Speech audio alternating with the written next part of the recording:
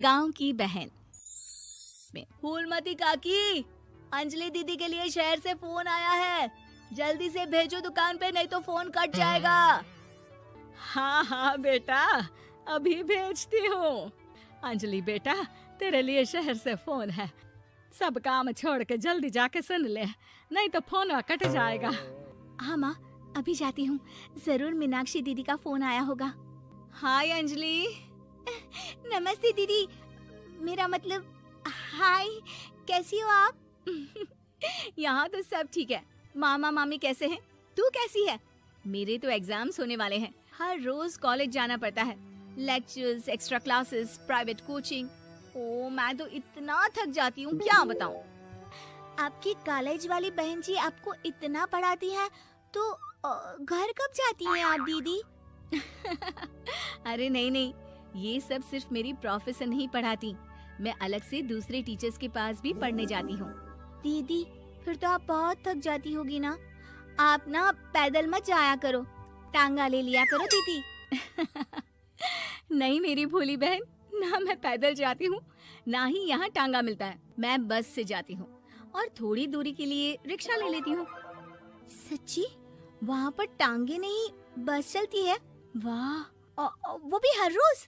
हमारे गांव में भी बस आती है, दिन में 2 बार।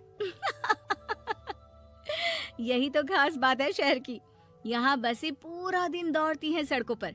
और सिर्फ बसें ही नहीं, कार, स्कूटर और ट्रक भी। और तो और थोड़ी दूरी पर तो हवाई जहाज भी है, जहाँ से हवाई जहाज आसमान में उड़ते हैं। अच्छा दीदी, मैं फोन रखती हूँ। बुआ जी, फूफा जी को मेरा नमस्ते कहना। हाँ माँ, हम लोग शहर में क्यों नहीं रहते? बुआ जी, फूफा जी और मीनाक्षी दीदी तो शहर में ही रहते हैं।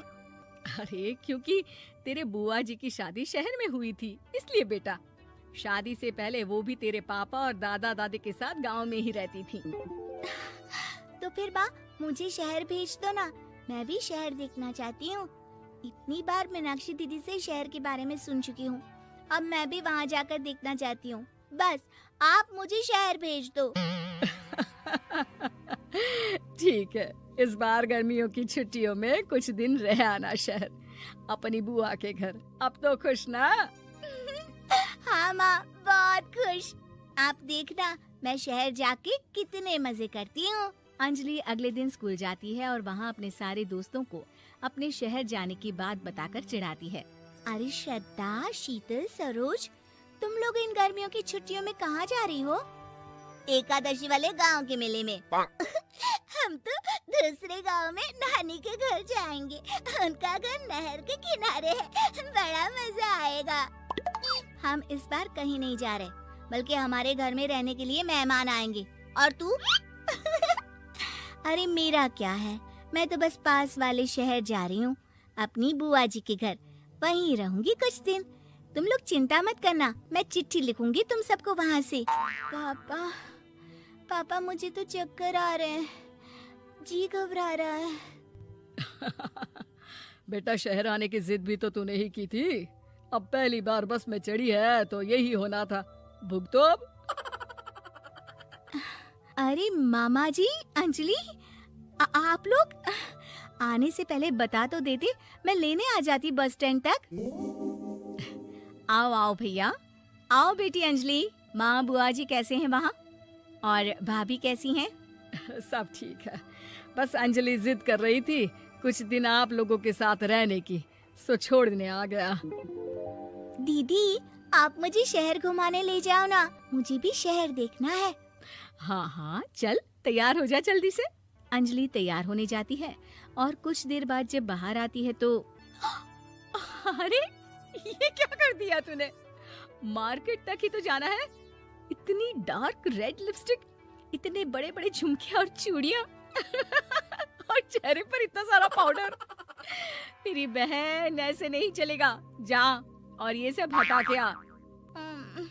अरे कैसे, क्यों? मैंने शहर आने के लिए इतनी मेहनत से ये सब इकट्ठा किया था।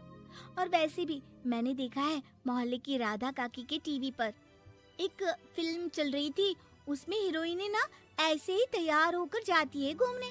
सब पता है मुझे, मैं तो ऐसे ही जाऊंगी दीदी।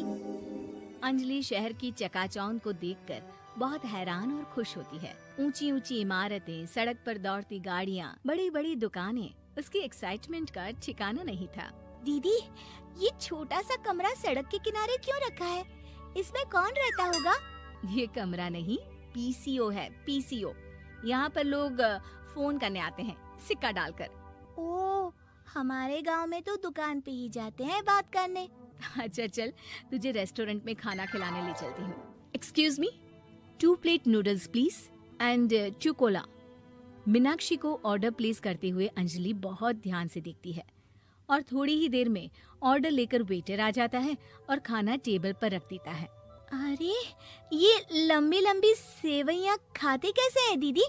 और इसके साथ कोई अचार, प्याज, मूली कुछ भी नहीं दिया, बस ये छोटा सा पेट खुजाने वाला दे दिया है।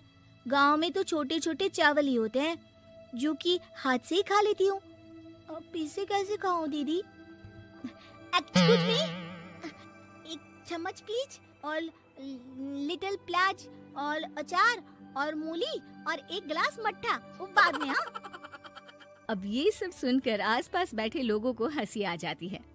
मीनाक्षी भी अपनी हंसी किसी तरह रोकने की कोशिश करती है और वेटर मुस्कुराता हुआ वहाँ से चला जाता है। अंजलि समझ नहीं पाती कि सब किस बात पर हंस रहे थे, लेकिन वो छिप जाती है। दीदी, मुझे लगता है कि मुझे इन सेवइयों को ऐसे ही खा लेना चाहिए, इसी पेट खुजाने वाले कांटे के साथ। एक काम कर, तू मुझे खाते देख, जैसे मैं खाऊं तो भी वैसे ही खा ले। ठीक है दीदी। अंजलि खाते खाते नूडल्स में सिरका ज्यादा डाल देती है, फिर ऊपर से नमक दानी से खेलते हुए काफी नमक भी अनजाने में छिड़क लेती है।